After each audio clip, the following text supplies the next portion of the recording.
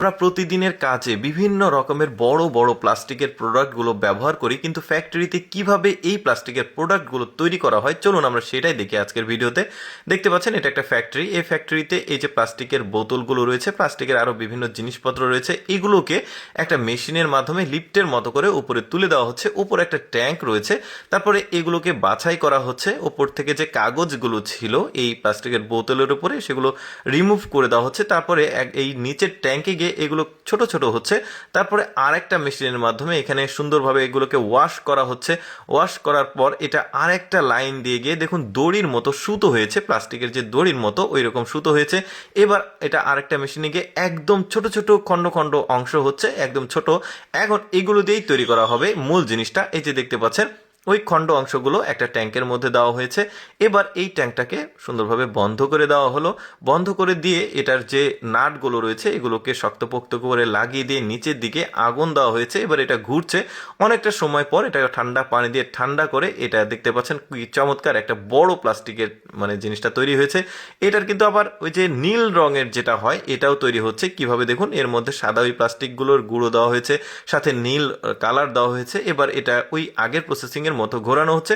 দেখুন একটা সময় পর বেশ চমৎকার একটা বড় প্লাস্টিকের জার তৈরি হয়েছে। দেখতে বেশ চমৎকার লাগছে। এগুলো কিন্তু বিভিন্ন কাজে ব্যবহার হয়।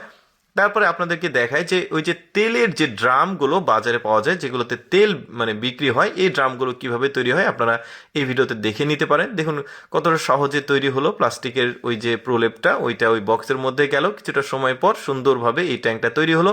এবার ওপরের যে অপ্রয়োজনীয় অংশগুলো রয়েছে সেগুলোকে কেটে ফেলে দেওয়া হবে। তারপরে যে দুই পাশে ছিদ্র রয়েছে, মুখ রয়েছে যেদিক দিয়ে তেল প্রবেশ করবে বা বের করা হবে, ওইটাকে মুখ ক্যাপ লাগানো হচ্ছে। দেখেছেন কি চমৎকার। এরকম আরো অনেক কিছু আছে, ভিডিওটা আপনারা পুরোপুরি দেখতে থাকুন।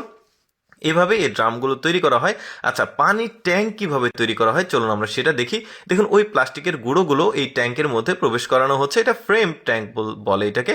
তো এরপরে এই ফ্রেম ট্যাঙ্কের মধ্যে প্লাস্টিকের গুঁড়ো প্রবেশ করে নিচে আগুন দিয়ে এটাকে অনেক সময় ধরে ঘোরানো হয়েছে। তারপরে ঠান্ডা পানি দিয়ে ঠান্ডা করার পর মুখটা খোলা হয়েছে। দেখুন এইভাবেই তৈরি হয় পানির ট্যাঙ্কগুলো, যেগুলো আমাদের বাসার ছাদের উপরে থাকে। এখন এটাকে বের করা হচ্ছে। পানির ট্যাঙ্ক না, ওরা এই প্রসেসিং এ ওরা আরো বড় বড় যে পটগুলো সেগুলো তৈরি করে। চলো একটা পট তৈরি করে দেখায়। ওই প্লাস্টিকের গুঁড়ো এই ফ্রেম ট্যাঙ্কের মধ্যে দিয়ে নিচে আগুন দেওয়া হয়েছে। অনেকটা সময় এটা ঘোরার পর একটা সময় শেষে যখন হয়ে গেছে তখন পানি দিয়ে ঠান্ডা করে এটার ওপরের যে মুখটা আছে সেটাকে খুলে ফেলা হচ্ছে। খুলে ফেলার পর দেখতে পাচ্ছেন বড় একটা প্লাস্টিকের যে ট্যাঙ্ক সেটা তৈরি হয়েছে। বেশ চমৎকার লাগছে দেখতে। দর্শক কেমন লাগলো আজকের ভিডিওটি অবশ্যই কমেন্ট করে জানাবেন। আর এরকম তথ্যমূলক ভিডিও প্রতিদিন দেখতে আমাদের লেটস গো ফেসবুক পেজটি ফলো রাখতে পারেন।